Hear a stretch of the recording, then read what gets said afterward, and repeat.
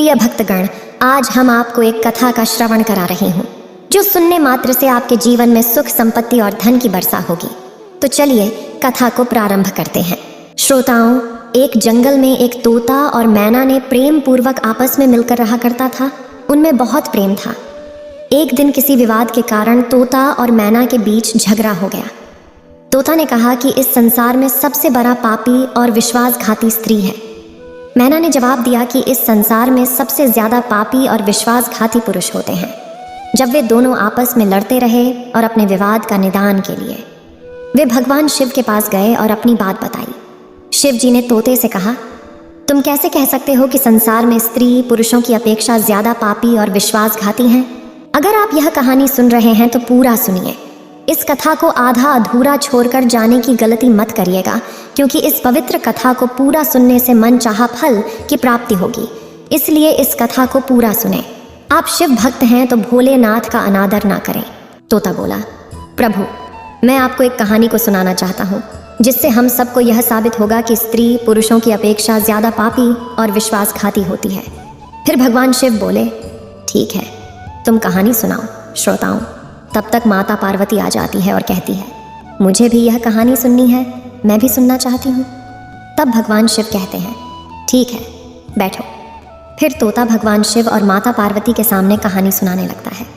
एक राज्य में अग्रसेन नाम का राजा राज्य करता था। उसके पास 4 बेटे थे जो सभी बहुत ही बहादुर और प्रतापी थे। लेकिन सबसे बड़ा बेटा, जिसका नाम चंद्रसेन था, वो न केवल प्रतापी बल्कि बहुत ही सुंदर भी था। उसकी पत्नी चंद्रप्रभा भी बहुत ही सुंदर और रूपवान थी। वह अपने आगे किसी दूसरी स्त्री को सुंदर नहीं मानती थी। एक दिन राजा अग्रसेन ने अपने बेटे चंद्रसेन को उसकी किसी बात पर नाराज होकर के राज्य से निकाल देने का आदेश दिया। राजा का ये आदेश सुनकर कि सभी इस बात से चिंतित हो गया। फिर चंद्रसेन अपने महल में गया और उदास हो गया। उधर चंद्रसेन को उदास देखकर उसकी पत्नी ने पूछा, प्राणनाथ, आप उदास क्यों हैं? आप इतना मुरझाया हुआ क्यों हैं? राजकुमार होकर भी आप इस तरह चिंतित क्यों हैं? तब चंद्रसेन सोचने लगा कि मैंने बहुत बुरा किया है और अपनी सारी बात अपनी पत्नी को बता दी। उसी समय उसकी पत्नी मूर्छित हो जाती है। फिर दासियों ने चंद्रप्रभा पर गुलाब का पानी का छिड़काव किया। तब जाकर वो होश में आ गई। अब होश में आकर चंद्रप्रभा ने अपने पति राजकुमार चंद्रसेन से कहा, आप मुझे दासी पर छोड़कर परदेश चले जाएंगे तो मैं आपके बिना कैसे जी पाऊंगी? मैं भी आपके साथ ही चलूंगी। तब राजकुमार चंद्रसेन कहता है, तुम मेरे साथ कैसे चल सकती हो? क्योंकि दूसरे राज्य में अनेक प्रकार के संकट होते हैं और तुम नर्म नाजुक महलों में रहने वाली, महलों के बिना यह कष्ट कैसे बर्दाश्त कर पाओगी? फिर तो राजकुमार चंद्रसेन की बात को सुनकर रानी चंद्रप्रभा कहती है, प्रीतम, जितने भी दुख दूसरे राज्य में आएंगे वो सब हमारे साथ होते हुए सूखी से भी अधिक सुखमय लगेंगे। महल के सुख बिना आपके जंगल के दुखों से भी अधिक डरावने लगेंगे, इसलिए मैं भी आपके साथ चलूंगी। अब तोता कहता है, प्रभु, रानी चंद्रप्रभा की आंखों में आंसू देखकर चंद्रसेन ने मन में सोचा कि वह मेरे बिना नहीं रह सकती, इसलिए मुझे इसको तड़पते हुए छोड़कर चलना सही नहीं होगा। इन सभी बातों को सोचते हुए राजकुमार चंद्रसेन अपनी पत्नी चंद्रप्रभा से कहते हैं, तुम उदास नहीं होना, हम तुम्हें साथ लेकर जाएंगे। इस बात से चंद्रप्रभा खुश हो जाती है और अपने पति के साथ जाने की तैयारी करने लगती है। अगली सुबह वे राज्य से बाहर निकलकर एक जंगल में पहुंचते हैं। चलते चलते थक जाते हैं और फिर उन्होंने एक बरगद के वृक्ष के नीचे विश्राम करने का निर्णय लेते हैं। वे बहुत थके हुए थे।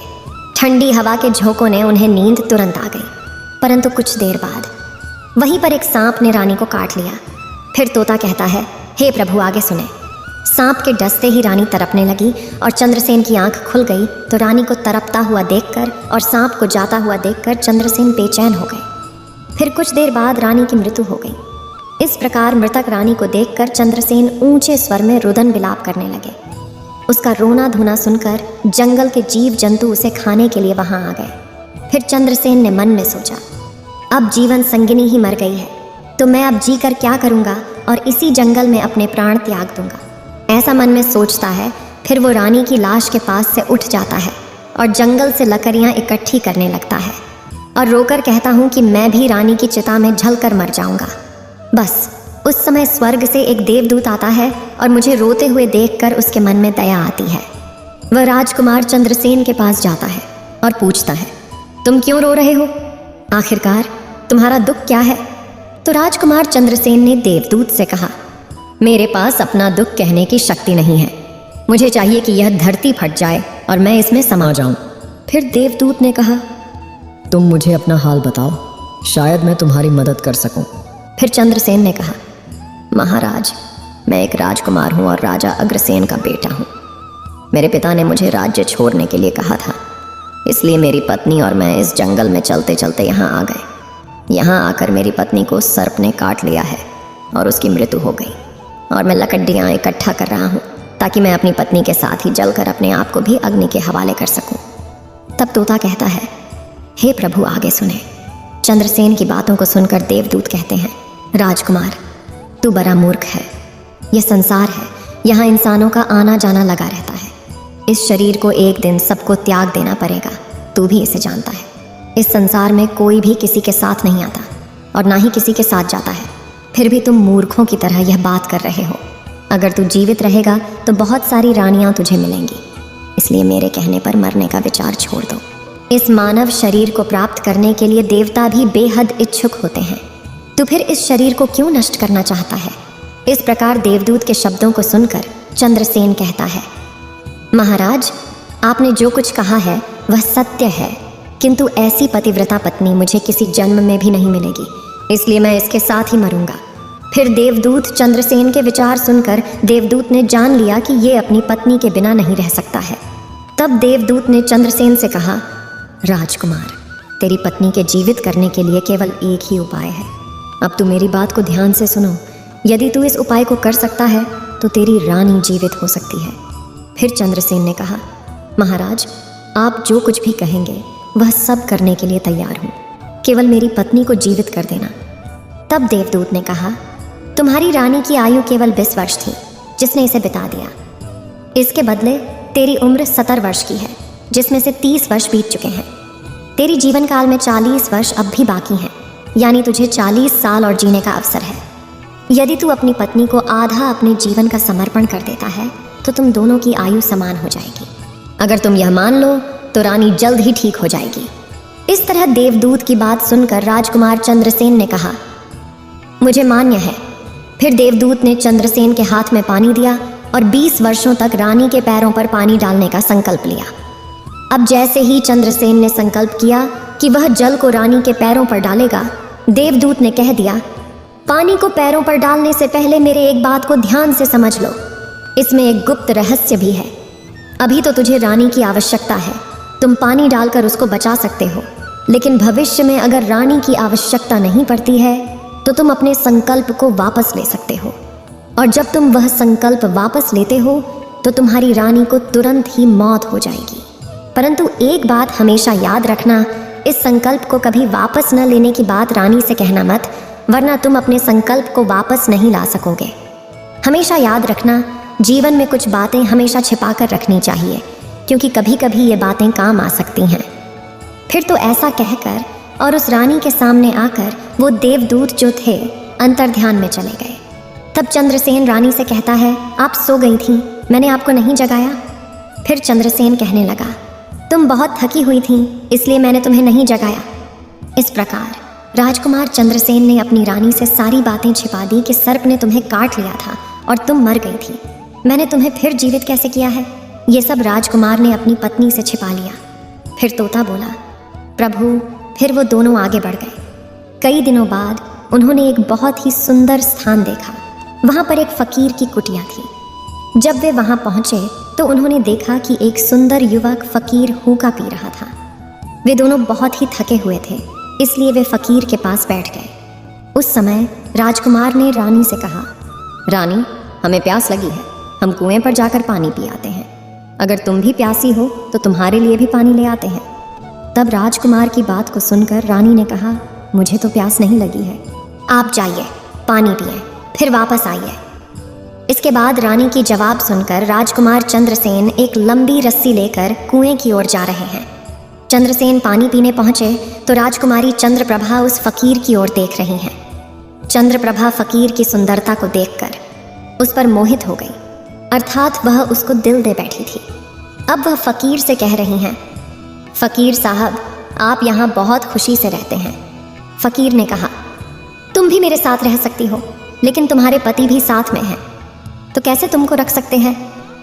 इसके बाद राजकुमारी चंद्रप्रभा ने फकीर के सामने अपनी प्रेम लीला प्रकट की तो फकीर ने कहा, मैं एक उपाय बताता हूँ। तुम अपने पति को जिस कुएं में पानी पीने गया है, तुम उसी कुएं में धकेल देना, फिर जो होगा हम देख लेंगे। फिर तो फकीर की बात सुन करके चंद्रप्रभा ने कहा, ठीक है, मैं ऐसा ही करूँगी।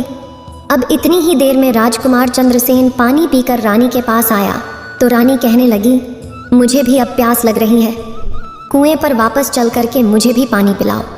तो राजकुमार चंद्रसेन बोला, मैंने तुमसे पहले ही पूछा था और तुमने मना कर दिया था। खैर, अगर तुमको प्यास लगी है तो मैं अभी पानी लेकर आता हूँ। तब चंद्रसेन पानी लेने चला तो रानी भी उसके साथ चल दी और कहने लगी, मैं भी तुम्हारे साथ चलती हूँ। बेचारा चंद्रसेन तो उसके प्रेम में पागल था, उसको क्या मालूम था कि ये मेरे प्राण लेने के लिए मेरे साथ आ रही है। श्रोताओं, वास्तव में विद्वान सच कहते हैं कि स्त्रियों के चरित्र को देवता भी नहीं जान सकते। मानव क्या चीज़ होता है, उनके जाल में अच्छे बुद्धिमान भी फंस जाते हैं।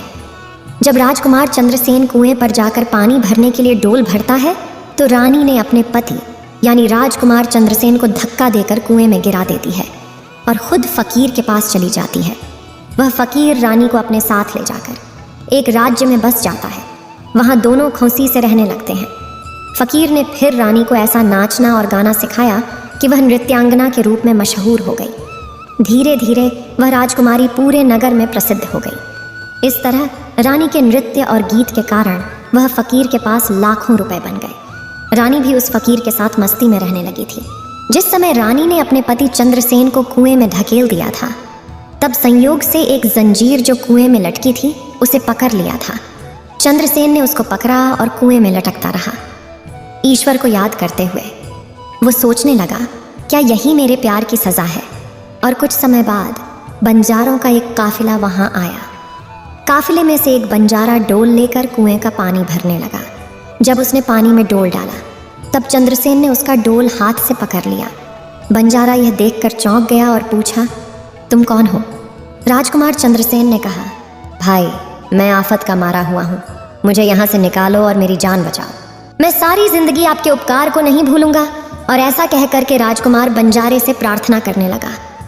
फिर तो राजकुमार चंद्रसेन के दुख को देखकर कि उस बंजारे को उस पर दया आ गई और उसने चंद्रसेन को कुएं से बाहर निकाल लिया और फिर पूछा, ये भाई, तुम कौन हो? तुम इस कुएं में कैसे गिरे? तुम मुझे अपना हाल बताओ। तब चंद्रसेन ने कहा, भाई, मैं अपना हाल आपसे कैसे कहूँ? जो मुश्किलें मेरे साथ हुई हैं, भगवान ना करे किसी के साथ ऐसा हो। फिर चंद्रसेन ने कहा, यदि तुम मुझसे जानना ही चाहते हो तो मैं आपको अपनी कहानी सुनाता हूँ। मैं एक राजकुमार हूँ। मेरे पिता ने मुझे राज्य से निकाल दिया था, इसलिए मैं अपनी प्रिय पत्नी के साथ एक जंगल में पहुँच गया। मेरी पत्नी और मैं एक दूसरे से बहुत प्यार करते थे। जंगल में एक सांप ने मेरी पत्नी को काट लिया, जिससे उसकी मृत्यु हो गई। मैं जब अपनी पत्नी के साथ मरने जा रहा था, तब एक देवदूत ने मुझ पर दया की और मेरी आयु के 20 वर्ष में मेरी पत्नी को देने के बाद उसे पुनः जीवित कर दिया। फिर हम उस जंगल से आगे बढ़े। कुछ दिनों बाद हम एक स्थान पर पहुंचे जहां एक फकीर का डेरा था। मुझे प्यास लगी, मैं पानी पीने गया। जब मैं वापस आया तो मेरी पत्नी ने मुझसे कहा कि उसको भी प्यास लगी है, मुझे भी पानी पिलाओ।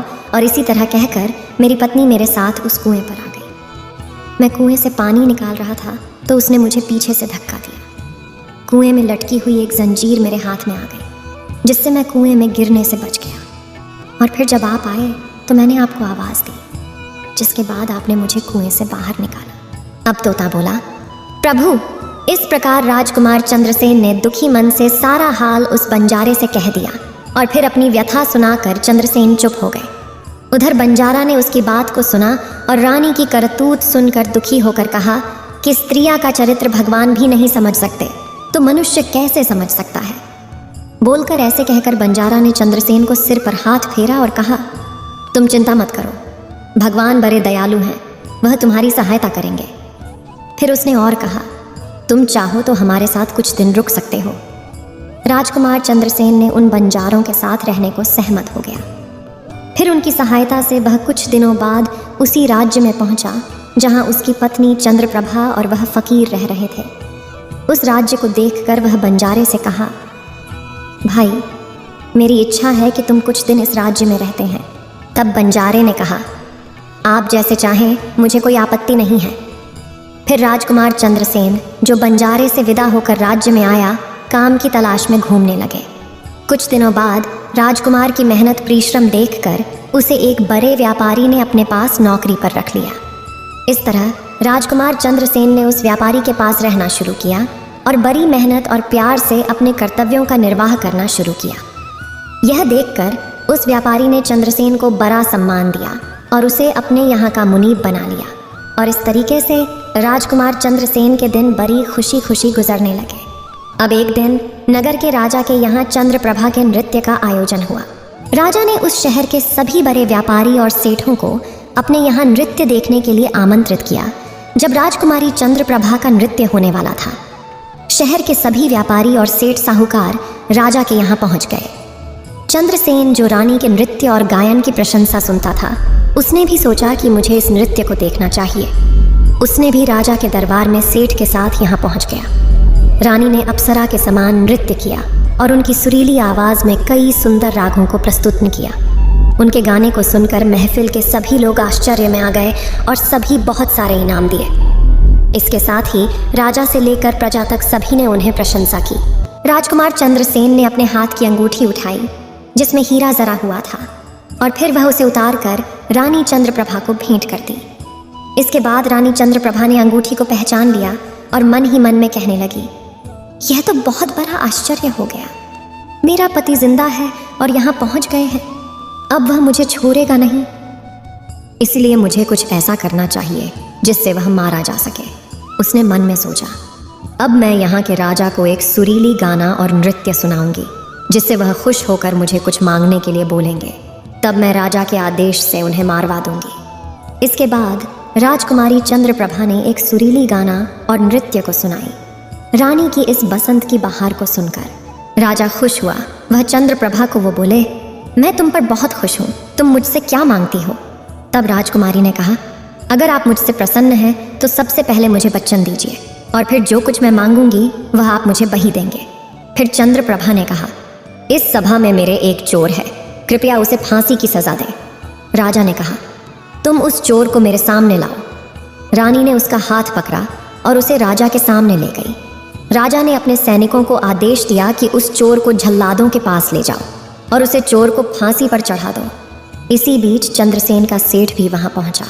वो डरकर चंद्रसेन के पास गया और पूछा, तुमने क्या चुराया इस नर्तकी का जिसके कारण वह तुझे मारना चाहती है? चंद्रसेन ने अपने मालिक से कहा, मालिक, मैंने कुछ नहीं चुराया है, बस आप इस राजा को केवल यह बता दो कि वह मेरी 2 बातें सुन ले, इससे मेरी जान बच सकेगी।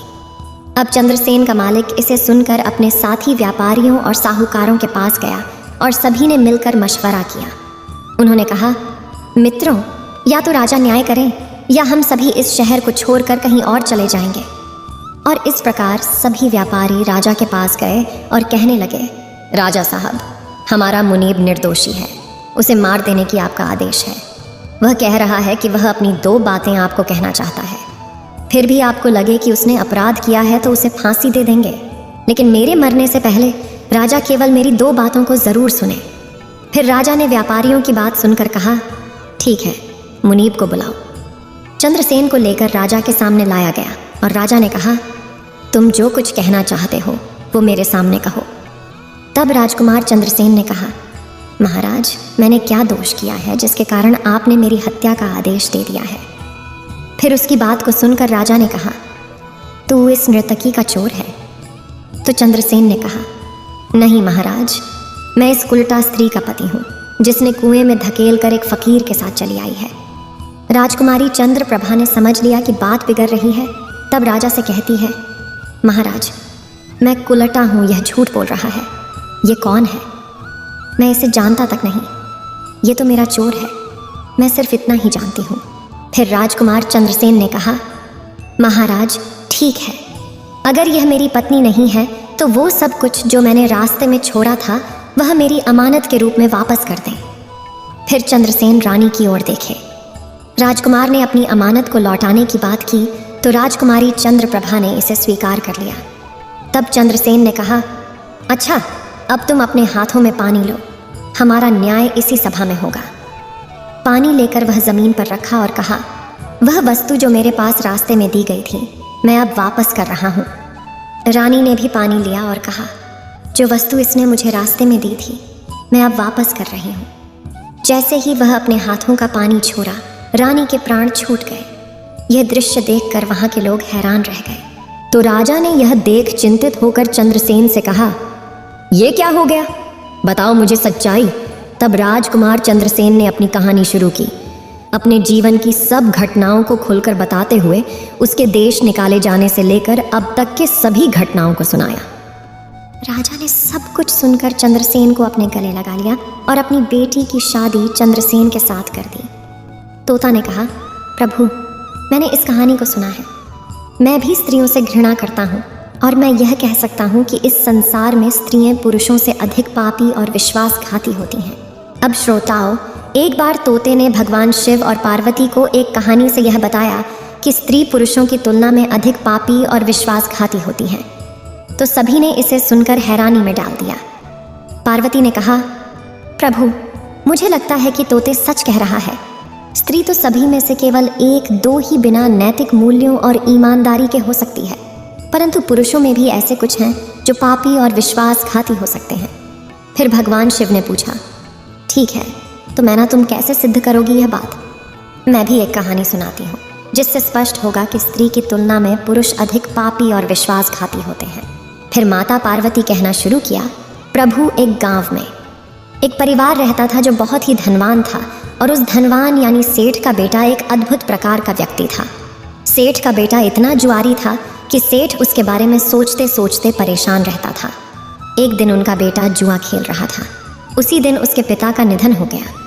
फिर भी वह जुआ खेलना बंद नहीं किया, लेकिन पिता की मृत्यु के बाद वह खुल के जुआ खेलने लगा और सब कुछ हार गया। फिर वह अपने गांव से दूर चला गया और एक सेठ के घर पहुंचा और सेठ से बोला, मुझे बहुत तेज प्यास लगी है, मुझे एक ग्लास पानी मिलेगा? तो सेठ ने उस युवा से पूछा कि तुम कौन हो, क्या करते हो और कहाँ से आए हो? जिसके उत्तर में उस युवा ने कहा, मैं एक व्यापारी हूँ और यहाँ से जा रहा था, तो सोचा कि पानी पीकर चला जाऊं। तब सेठ ने पूछा कि तुम कौन व्यापार करते हो? तब युवा कहता है, व्यापार करते समय मेरे सामान समुद्र में गिर गया, इसलिए यदि आप मेरी कुछ मदद कर दें तो अच्छा होगा। फिर सेठ ने लड़के की बात सुनी और फिर उसकी बातों के जाल में फंस गया और कहने लगे कि बेटा, तुम तो ठीक हो और कुछ कमा भी लेते हो, तो क्या मेरी बेटी से शादी करोगे? अब तो ये बात सुनकर युवा खुश हो जाता है और शादी के लिए हाँ कह देता है, जिसके बाद दोनों का विवाह हो जाता है।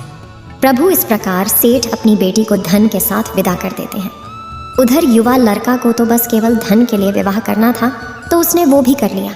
अब विवाह के बाद जब युवा सेठ की लड़की को साथ लेकर जा रहे थे तो एक जंगल आ गया। वहाँ पर युवा लड़का अपनी पत्नी से बोला, देखो, हम अभी जंगल में हैं, यहाँ कोई चोर हमारे गहनों को चुरा सकता है, इसलिए आप अपने सभी गहनों को मुझे दे दें ताकि हम सुरक्षित रह सकें। युवा की पत्नी ने अपने पति पर भरोसा किया और अपने सभी गहनों को उन्हें सौंप दिया। और क्यों ना करें, क्योंकि वह उनके पति थे।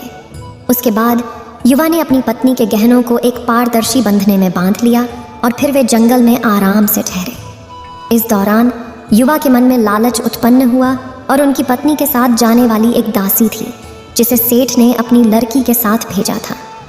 युवा ने फिर उस दासी को मार डाला। फिर उसने अपनी पत्नी को एक कुएं में गिरा दिया और मन में यह विचार किया कि मैं इसके साथ में सिर्फ पैसों के लिए शादी की थी, मेरे पास पैसे मिल गए और उसने सोचा कि वह पानी में डूबकर मर जाएगी। इस तरह सोचकर वह युवा वहां से चला गया, लेकिन उसकी पत्नी नहीं मरी और वह कुएं से बाहर निकलने के लिए आवाज देती रही। कुएं के पास से एक आदमी गुजर रहा था और जब उसने किसी महिला की आवाज सुनी तो वह उस महिला को कुएं से बाहर निकाल लिया। फिर कुएं से बाहर निकलने के बाद महिला ने अपनी सारी जानकारी उस व्यक्ति को दी और उस व्यक्ति ने महिला को उसके पिता के घर पहुंचा दिया। अब जब महिला पिता के घर पहुंची तो उसके पिता ने पूछा, तुम्हारे साथ क्या हुआ? महिला ने कहा, पिताजी, जंगल में कुछ चोरों ने हम पर हमला किया था और दासी को मार दिया, मुझे कुएं में धकेल दिया और पति के बारे में कुछ पता नहीं है। बेटी की बातें सुनकर सेठ जी ने कहा, कोई बात नहीं, भगवान सब ठीक करेंगे। अब मैं यह कहती हूँ कि प्रभु इस दुनिया में स्त्री और पुरुष दोनों ही विश्वासघाती और पापी हो सकते हैं। अब आपके हाथ में न्याय का फैसला है। मैंने भी आपको एक कहानी सुनाई है और तोते ने भी एक कहानी सुनाई है। अब आप ही न्याय करें। उसने अपनी पत्नी को मारा और सारा सामान लेकर के चला गया। अब तोता और मैना की कहानी सुनकर भगवान शिव बोले, ठीक है तोता और मैना, मैंने तुम्हारी कहानी को ध्यान से सुना है। अब मैं तुम्हारा न्याय करता हूँ। सच में इस संसार में स्त्री और पुरुष के बीच ज्यादा पापी या विश्वासघाती कौन होता है, ये मेरे लिए स्पष्ट है। शिव जवाब देते हैं, बिना किसी शंका के ये सत्य है कि इंसान की सोच उसके इस स्तर से नीचे जा सकती है और वहीं पापी और विश्वासघाती होता है। चाहे वह स्त्री हो या पुरुष, इंसान को किसी भी प्रकार के पाप करने से पहले यह सोचना चाहिए कि क्या वह सही है या नहीं। पापी और विश्वासघाती होने की कोई जाति नहीं होती, वह इंसान की सोच और कृतियों का परिणाम होता है। श्रोताओं, वास्तव में इंसान की सोच उसके स्तर से नीचे जा सकती है और यही पापी और विश्वासघाती बना देता है। इस वीडियो को बोलते समय कोई त्रुटि हो तो मैं क्षमा चाहती हूँ। उम्मीद है आप सभी को ये वीडियो अच्छी लगी होगी। अगर आप शिव के सच्चे भक्त हैं तो चैनल को सब्सक्राइब और वीडियो को लाइक करके कमेंट में हर हर महादेव लिख दीजिए।